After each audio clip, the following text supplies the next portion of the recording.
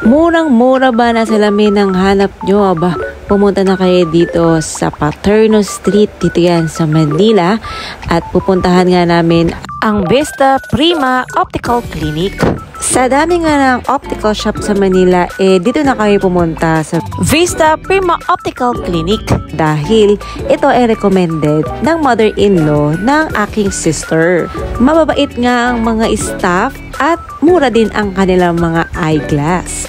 Sa sobrang dami nga talaga ng eyeglasses, talaga namang nahilo-hilo ako. Pero salamat ako dahil nandyan ang kanilang sales staff para turuan kung ano ang maganda para sa'yo.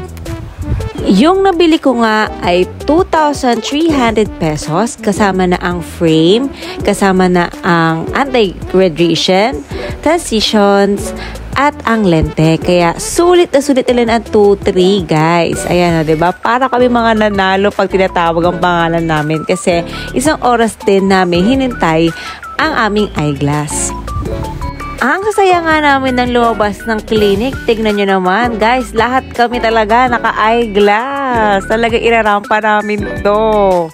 At dahil nagutom na nga rin kami, ay pumunta na rin kami dito sa Carriedo Market para syempre kumain. Na-curious nga talaga ako sa inumin na magic water, kaya yun talaga ang hinanap ko, pati si Neneng B. Sobrang ang dami talagang tao dito guys, at ang dami talagang pagkain, kaliwat kanan talaga ang pagkain dyan sa Carriedo. At in fairness, talaga namang masarap at talaga namang budget friendly ang mga pagkain dito sa Carriedo. At eto na, matitikman ko na sa wakas itong magic water na sobrang nakaka-curious ako kung ano ba talagang lasa nitong magic water na to.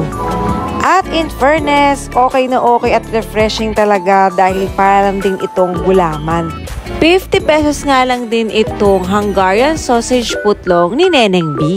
At in fairness, okay na okay din talaga pang tawid gutom, masarap din siya. Tignan nyo naman, pati ang pamangkin ko is harap na sarap. Hungarian sausage pa nga lang talaga ni Neneng B ay busog na kami. Kaya hindi na kami nakakain itong sotanghon with egg at pork kasim.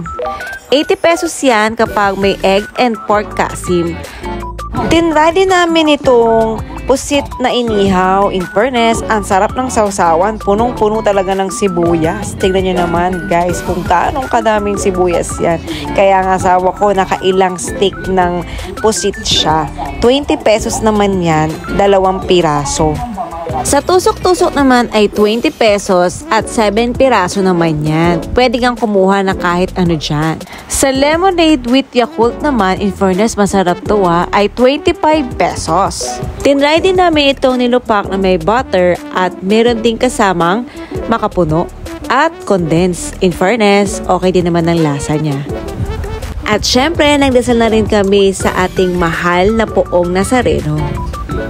At dahil nandito na rin tayo sa Maynila, ay pupuntahan na rin natin ang Jones Bridge o ang tawag ng ate ko ay Jones Bridge. Ang unang bumungad ga namin ay hindi ang tulay kundi si Valak. Diyos ko, Valak, ba't ka nandiyadyaan? Maraming ang tao nang pumunta kami dahil August 21, holiday sa Pilipinas. Kaya naman marami talagang tao. Ayan na ang Jones Bridge. Perfect na perfect ito, lalo-lalo na kapag sa mga mahihilig mag-picture. Yun lang, thanks, bye!